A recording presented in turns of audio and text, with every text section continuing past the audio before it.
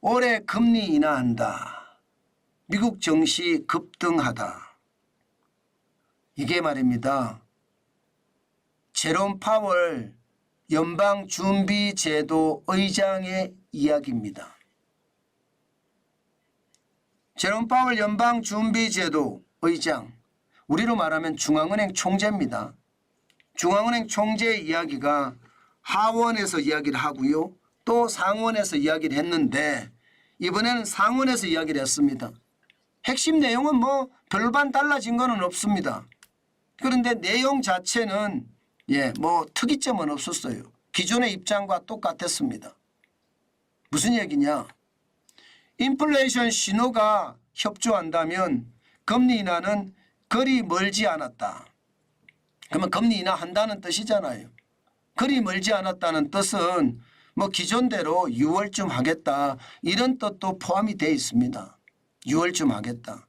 그러면 여러분 지금 미국의 기준금리가 5.5%거든요. 뭐 내리면 0.25%를 내리겠죠. 그게 6월쯤 내리지 않겠느냐. 이게 시장의 지배적인 전망입니다. 물론 말입니다. 물론 단서가 달려있죠. 단서가. 단서가 인플레이션 신호가 협조한다면 이렇게 단서가 달렸습니다.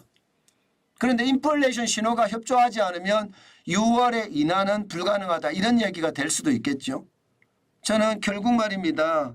인플레이션 신호가 협조할까 여기에 방점이 찍혀 있다고 봅니다.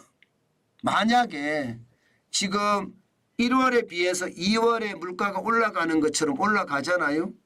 그러면 2월에 비해서 3월에 물가가 올라가는 것도 올라갈 수가 있습니다. 지금 중국산 저가 상품이 미국 시장에 번지면서 사실상 물가를 내리고 있지만 미국도 지금 중국이 너무 강력하게 파고드니까 중국산에 대한 규제를 하려고 하거든요. 이것은요 물가에 충분히 자극을 줄 수 있습니다. 왜냐하면 중국이 저가로 미국 시장에 파상 공세처럼 마구마구 팔아제끼면 물가는 떨어집니다. 그러나 미국의 기초산업이 다 무너질 수도 있거든요. 이거 걱정할 수밖에 없습니다. 미국도 우리나라처럼 말입니다. 그러면 규제를 하게 돼요. 규제를 하게 되면 결국은 물가가 올라갈 수밖에 없고 물가가 올라가면 그에 대한 충격파가 있을 수도 있다고 보거든요. 그렇기 때문에 여러분 제롬 파월 연방준비제도 의장도 가정을 둔 거예요. 인플레이션 신호가 협조한다면 이렇게 가정을 둔 겁니다.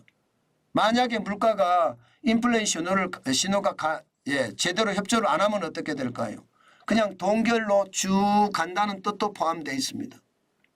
그런데 중요한 것은 오늘 시장에서는 이게 연준의 입장이 크게 변화가 되지 않았다는 사실입니다. 뭐 기존과 맥락을 같이 한다 이렇게 되니까 여러분 뭐 주가는요 당연히 올라갑니다. 지금 나스닥 종합지수는 굉장히 많이 올라갔습니다. 보시는 것처럼 1.51% 올라갔어요. 214.84가 올라서 16,273.38을 기록했습니다. 야, 진짜 많이 올라갔죠. 진짜 많이 올라갔습니다. 이게 시장에서는 깜짝깜짝 놀랄 정도입니다. 뭐 이렇게까지 올라가나 싶게 말입니다. 이게 뭔가 또 한 번 말입니다. 시장에 지금 거품이 빠질 거라고 예상했지만 빠지는 거하고는 전혀 상관없이 움직이는 것 같아요. 그죠? 그렇게까지 올라가니까 말입니다. 기술주 중심이 올라갔거든요. 기술주가 올라갔다면 결국 말입니다. 엔비디아가 또 올라갔다는 이야기잖아요. 엔비디아 많이 올랐습니다. 4.47%나 올랐습니다. 굉장히 많이 올랐죠. 엔비디아가. 4.47%나 오를 정도로 굉장히 많이 올랐고요. 심지어 말입니다. 심지어 마이크로소프트도 1.75%, 알파벳도 2.27%, 아마존도 1.91%, 메타는 더 많이 올랐습니다. 3.25% 올랐습니다. 테슬라도 1.2% 올랐고요. 리비아는 13.42%나 올랐습니다. 그러니까 시장에는 전체적으로 쭉 오르는 분위기 당연히 연출이 됐다 이렇게 생각을 하고요. 대형주 중심의 S&P 500 지수도 마찬가지입니다. 1.03% 올라서 52.6이 올랐고요. 5,157.36으로 마감했습니다. 진짜 많이 오르죠. 진짜 많이 오릅니다. 이게 거품이 이게 와르르 무너진다는 이야기도 나오는데 뭐 시장은 마이동풍입니다. 그냥 쭉쭉 파죽지세로 올라간다 이렇게 생각할 수 있습니다. 다우산업지수 블루칩 중심입니다. 0.34% 올라갔습니다. 130.3이 올라갔고요. 38,791.35로 마감했습니다. 시장 전체적으로는요. 제롬 파월 연방준비제도의 긍정 발언이 결국 시장에 그대로 반영이 되면서 주가를 끌어올렸다 이렇게 이야기할 수 있습니다. 아마 앞으로는요. 이제 금리 인하는 당연한 거고요.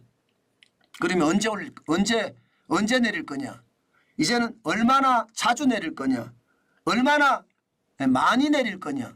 아마 이게 앞으로는 시장의 대세가 되지 않을까 싶어요. 아마 그 분위기가 앞으로도 계속 크게 작동이 될 거다 이렇게 봅니다. 문제는 이게 여러분 고용이거든요. 이 고용이 말입니다. 지금 생각보다가 심상치 않아요. 무슨 얘기냐고요?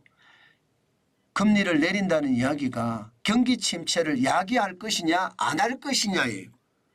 금리를 인하한다는 이야기는 돈을 푼다는 이야기, 돈을 푼다는 이야기는 기본적으로 경기 부양을 해야 된다는 이야기잖아요. 경기 부양을 한다는 이야기는 경기가 침체된다는 이야기거든요.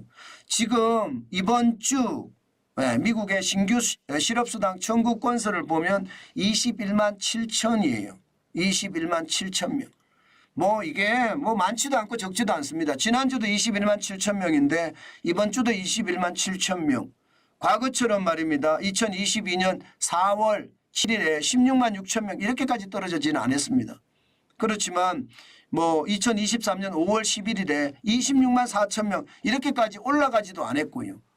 그냥 평상시처럼 지금 실업자들이 늘어난다는 뜻이니까 아직까지는 침체의 요인은 없습니다.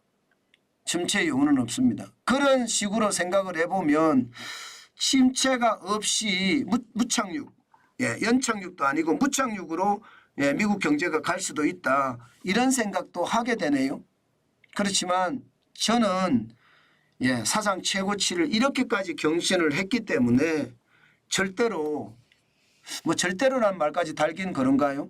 제 생각에는 이 정도로 달겠습니다. 제 생각에는 이게 무착륙은 아니다. 적어도 연착륙. 좀 많으면 경착륙까지도 충분히 생각할 수 있다. 정상에 오래 머무는 게 저는 쉽지 않다고 보거든요. 뭐 사상 최고치 연일 경신하는 게 이게 답인가요? 지금 시장은 충분히 그럴 수 있다고 생각은 하지만 저는 시장 전체적으로도요. 결국 정상에 오래 있으면 얼어 죽는다. 저체온증으로 죽는다. 저는 이게 핵심입니다. 그렇기 때문에 시장은요. 무리하게 보지 마시라는 말 다시 한번 드립니다. 뭐 고용지표도 좋고 물가지표도 좋고 미국 시장은 나홀로 호황이라고 이야기할 만큼 좋습니다. 그렇지만 미국 시장을 믿고 우리 시장을 따라가지는 마시라는 말씀도 제가 덩달아 드립니다. 우리 시장은 미국 시장하고 확실히 다릅니다. 그만큼 말입니다. 우리 시장에 저는 충격파 충분히 있다고 생각을 하고요. 그 충격파가 결국은요. 거품의 붕괴로 이어지지는 않을까. 그런 두려움이 있습니다. 제발 여러분 투자 조심하시고 또 조심하는 거 잊지 말았으면 좋겠다. 그렇게 마지막으로 당부드립니다.